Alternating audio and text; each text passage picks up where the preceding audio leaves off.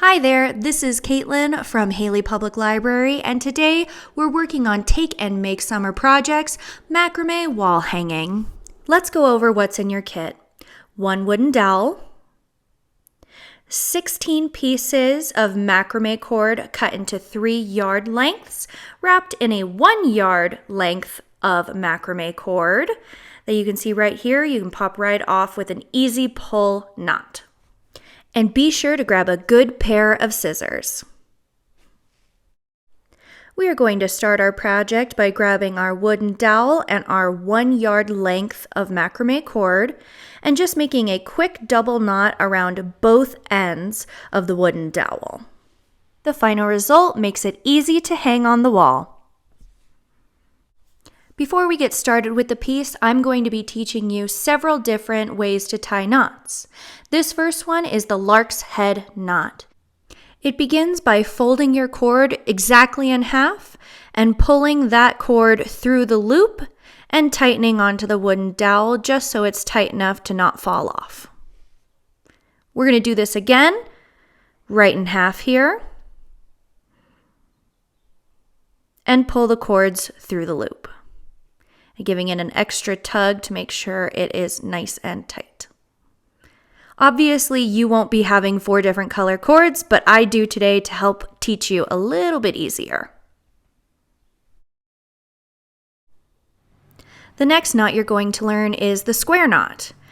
First, you're going to take the rightmost string and put it behind the 2 middle strings, and then the leftmost string in front of the middle strings, but behind the white string. Tighten this up, and then we're going to do the exact opposite.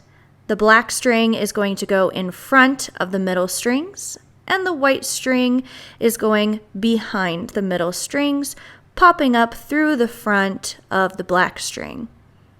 And this is a square knot. Next up is the double half hitch knot, and the black string here is going to be our anchor. Take the yellow string and wrap it once around the anchor string. Do it again. And now it's a knot.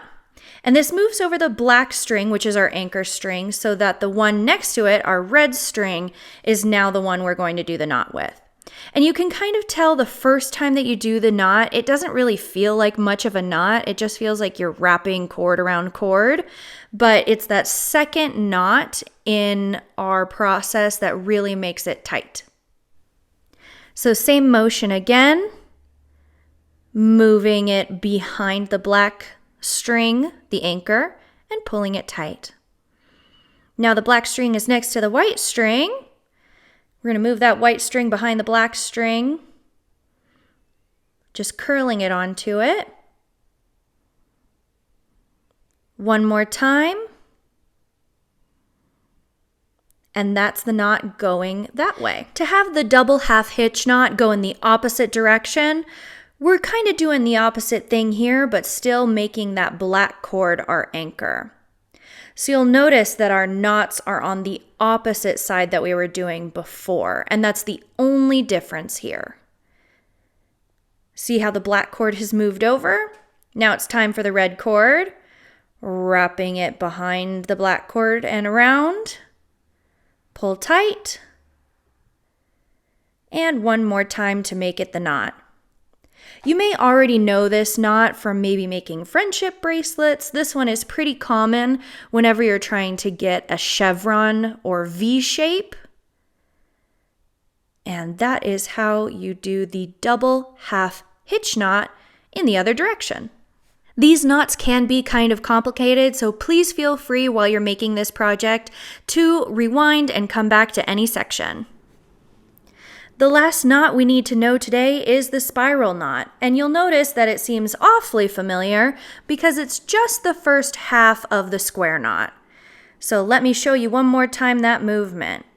You're going to be taking the piece on the right side, moving it behind the 2 middle pieces, taking the piece on the left side, moving it in front of the middle pieces and behind the side.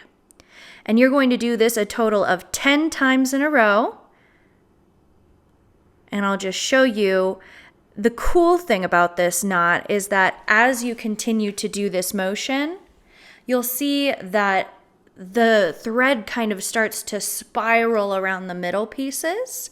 And this is why I suggest hanging up your project as you're working on it. I'm working on a table just so it's easier for everyone to see, and so there's not so much movement. But if you hang this on a doorknob, it's going to let that knot twist, and you'll be able to work with it a lot more easily, so you don't have to worry about which is which side, like I do right here, having to try to kind of untwist it. So feel free to take your project and hang it up on a thumbtack or on a doorknob. It's going to make it so much more easy. And there's our little spiral. All right, let's get started on this project. We're going to start by taking all 16 pieces of our 3-yard cords and doing a lark's head knot on every single one of them all the way across, trying to get them as even as possible. And this is sort of our base for our macrame project. Next, we're going to work on making square knots all the way across our project, starting with the 4 cords on the very left. And out of those 4 cords, we're going to make the rightmost string behind those 2 middle, the leftmost string on top and through, pulling that nice and tight. And the exact opposite motion with the right cord going on top of those 2 middle cords, and the left cord behind the middle cords and up and through that left hand cord and pulling it tight. And if you need to go back and watch the tutorial knots to get this just right, I encourage you to do so because we're going to be doing a whole heck of a lot of these. I'm going to show you how to do this knot one more time, just sped up a little quicker.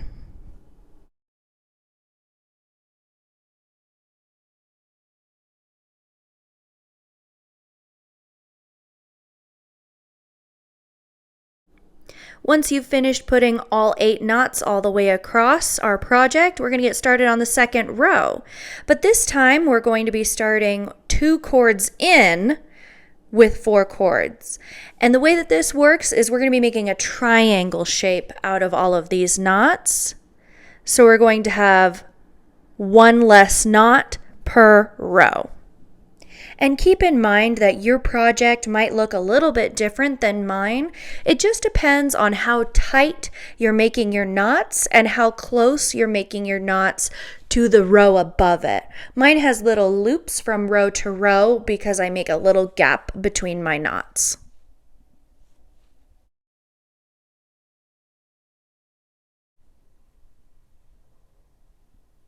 Once you have all 7 knots all the way across, we're going to start on the next row, this time coming 4 strands over, and we're only going to be doing 6 knots all the way across. Again, we're going for a triangular shape at the top of our macrame project.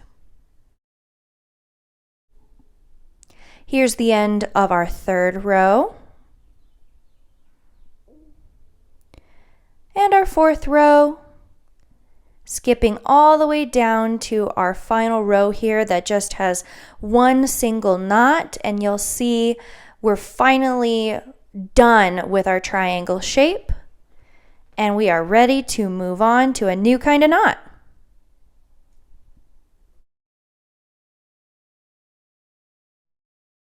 Now we're going to be working on our double half hitch knot, going from left to right. What I'm doing here is creating an anchor so that you don't have to worry about how tight you're making these knots and trying to make it consistent. We're going to be kind of making a chevron shape. So I'm making this anchor try to resemble the chevron that I'm going to be making on the left-hand side of this project. And then we're going to start with the string next to the anchor, making those double half hitch knots. Again, that's the one where it feels like you're just sort of wrapping the string around the anchor. But when you make the second knot, it becomes the double half hitch knot. Do this motion one more time here before going into fast motion. Again, if any of these knots feel confusing or you can't quite remember the hand motions, please feel free to go back to the beginning of this video to learn how to do the double half hitch knot again. But you'll see here as I move along that it becomes a line of knots coming down to that center point here. You'll also notice as I work along that you can adjust the placement of the knots on the anchor to get the spacing that you want to make it feel right. Once we are completely done with our left side going all the way across with our double half hitch knot, we're going to be starting on the right side here. You can see that I've already tied my anchor to the middle, and I'm trying to make it even across the top so that we're starting in the same place, kind of adjusting my knots as I go along, trying to make it as even as possible. The thing is, though, is that it doesn't have to be perfect. That's the great thing about macrame, is it's supposed to look handmade, and it's unique to you. Once we're all the way to the very bottom and middle of our project, we're just going to do a quick double knot here to bring those two lines of knots together. And you see we have a nice chevron now. What we're going to be working on next is a row of spiral knots. And if you'll remember, these ones are just the first half of the square knot, and you got plenty of practice with those square knots above in our little triangle shape. So these spirals are going to be 10 knots total. So try to keep count as best you can so that your spirals are even, and we're going to kind of follow the top of the chevron down, so our spirals will also be in a chevron shape here. And this is where it comes in really handy to have your project hanging up rather than lying flat, because those spirals can get kind of tricky as they try to spiral around those middle strings there. But if you have it hanging up, it'll be a lot easier to navigate. So I'm skipping ahead here to show you my 10th knot in my spiral. And we're going to move on to the second spiral here. Again, the spiral knot is just a square knot, but the first half of it, and you're going to repeat that motion 10 times in a row. And if any of this seems too quick or too hard, please go back to the beginning of the video where it says spiral knot to get a hang of this, because we're going to be doing 8 all the way across in a chevron shape. As you can see, we've skipped ahead to my 7th spiral here, because this is the most time-consuming part of the project. I just skipped right ahead because we're making 80 knots together. Once we're done with our spirals, we're going to do another line of double half hitch knots. Again, I've already tied my anchor here, so I don't have to worry about how taut my knots are, and that they're going to be consistent all the way across the top. You can see I moved my anchor down a little bit so it matches the gap that's already on the top half of my spirals here. So making these double half hitch knots all the way down to the center point is exactly the same thing we did right above our spirals. Moving around our knots to make them nice and even. Tying an anchor on the other side as well, and moving now from the right to the left. Don't forget to make a double knot to finish out those chevrons right in the middle there. For our very last part with all of our knots, we're going to be making another row of square knots, but this time with a little adjustment. So we're going to start like we did at the very beginning with 1 square knot.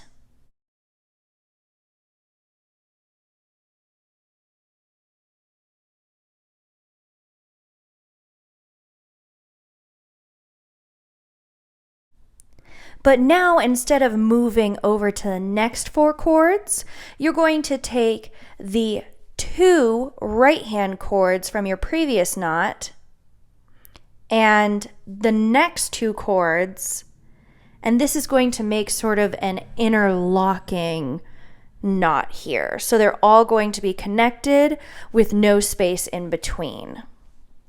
So same thing here. we're going to do the first half of the knot and the second half where the left-hand side goes behind. We're going to tighten that up. And as you can see, it makes a sort of interlocking knot with no gaps in between. I'm going to show you that motion one more time using the 2 cords from the previous knot and the 2 cords next to it, making another square knot.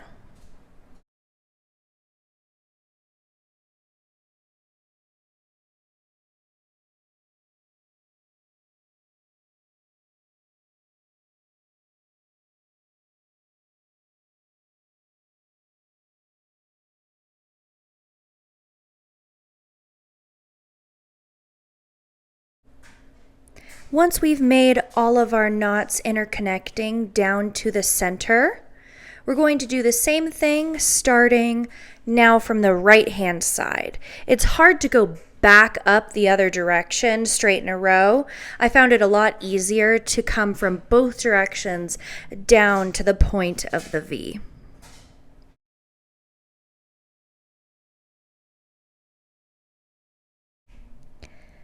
To finish up all our knots, we're going to do one more line of double half hitch knots coming from either direction. And I bet you're a pro at this by now. Make sure you have your anchors in there. And don't forget your double knot in the center to bring it all together. Finally, our project is almost done. To give it a cool look at the bottom, we're going to cut the final pieces of cord that we have here left over into a nice V shape. And this doesn't have to be super even yet. We're just going to give it a general shape right now.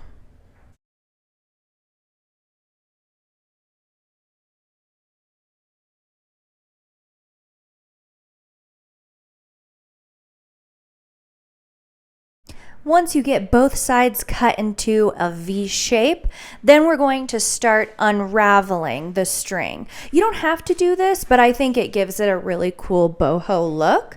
And you do that by twirling the thread in the opposite direction to kind of loosen it up. We're going to give our project one last little haircut to try to make that V nice and sharp. And the easiest way to do that is with fabric scissors. If you're using paper cutting scissors, it's going to take a little bit longer, but it'll still work just fine.